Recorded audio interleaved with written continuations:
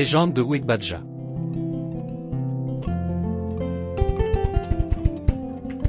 Ouigbadja est une figure importante de la mythologie du royaume d'Abomey, dans l'actuel Bénin. C'est un personnage historique, souvent considéré comme l'un des fondateurs du royaume du Dahomey. Le règne de Ouigbadja, fondateur du royaume du Dahomey, est marqué par plusieurs faits saillants. Ouigbadja a établi le royaume du Dahomey au début du XVIIe siècle, en unifiant plusieurs petits états et villages. Ouigbadja, également connu sous le nom de Dada Ouigbadja, est souvent mentionné comme le troisième roi du Dahomey, régnant approximativement de 1645 à 1685. Le nom Ouigbadja signifie « le poisson dans la lagune » en langue fon. Ouigbadja est né dans une famille noble et a montré dès son jeune âge des qualités de leadership. Il succéda à son père Dakodonu, le deuxième roi du Dahomey. L'une de ses premières actions en tant que roi fut de consolider le pouvoir central et de commencer l'expansion territoriale du royaume.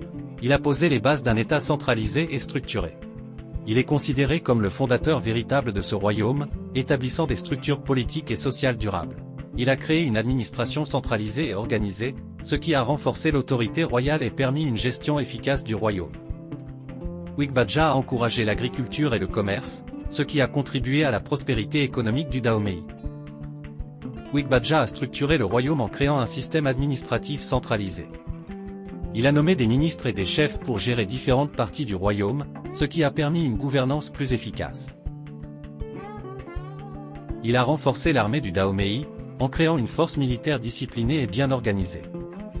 Cela a non seulement aidé à protéger le royaume, mais aussi à étendre ses frontières par des conquêtes, assurant ainsi son influence et sa domination sur une vaste région. Les échanges avec les Européens, notamment le commerce des esclaves, ont également commencé à prendre de l'importance sous son règne. Ouigbadja a également joué un rôle crucial dans le renforcement des traditions culturelles et religieuses du Dahomey. Il a encouragé les pratiques religieuses locales et a construit plusieurs temples. Sous son règne, le commerce a prospéré. Ouigbadja a favorisé les échanges avec les Européens, notamment les Portugais, ce qui a enrichi le royaume et renforcé ses relations internationales. Plusieurs légendes entourent la vie de Ouigbadja.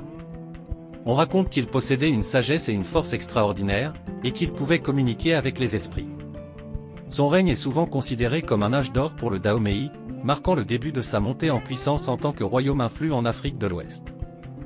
Ouigbadja a laissé un héritage durable, non seulement en tant que leader visionnaire, mais aussi en tant que symbole de la fierté et de l'identité du peuple fon. Après sa mort, son fils Akaba lui a succédé et a continué à construire sur les fondations qu'il avait établies.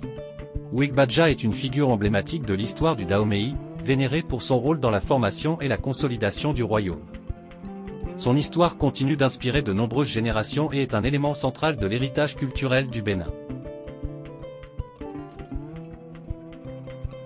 S'abonner, partager et commenter nos vidéos donnera plus de visibilité à notre chaîne Sweet Bénin, mais aussi nous permettra d'améliorer la qualité de nos contenus.